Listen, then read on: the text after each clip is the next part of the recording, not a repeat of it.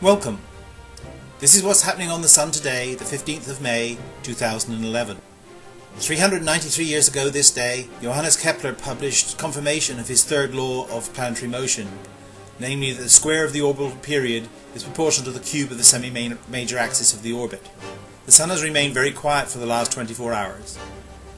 So let's take a look at the sunspot regions and see what's going on. We are losing region 1210 over the west limb. Region 1208 has shown some signs of new spots developing in the middle of the region. We have 3 new regions numbered in the southern hemisphere. My apologies, yesterday I actually got some of these regions numbered incorrectly, but nobody noticed, so no harm, no foul. Region 1213 has been numbered just in time for it to go over the west limb, but is actually showing some signs of growth too. And region 1215 has shown signs of steady growth.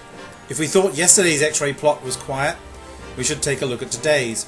There is some signs of a slight increase in the X-ray background. See if you can see from the SDO data where that slight increase in activity has come from.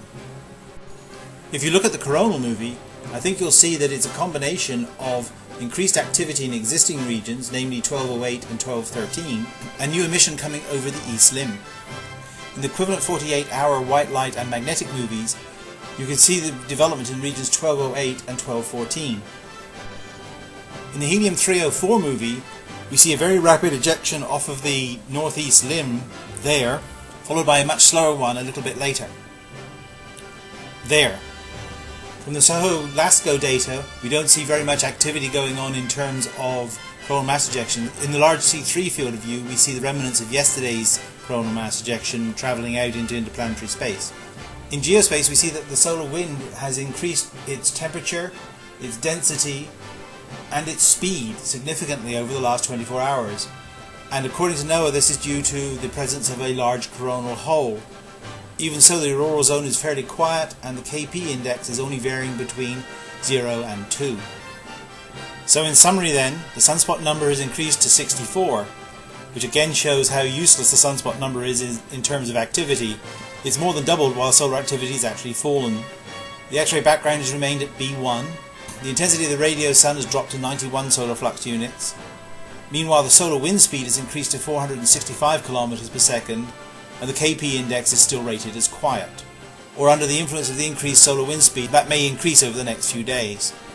My forecast for the next 24 hours is beginning to sound like a broken record, with a chance of C flares, very small chance of getting any M or X flares. CME should continue, and the chance of getting a major geomagnetic storm in the next 24 hours is fairly low. From the composite coronal image, you can see that there are some regions due back over the next day or two. One of those regions is the return of region 1202, and depending on how much it has changed while it's been on the backside of the Sun, we might get an increase in activity. Unfortunately, YouTube is getting snippy about how many links you can post on your description box.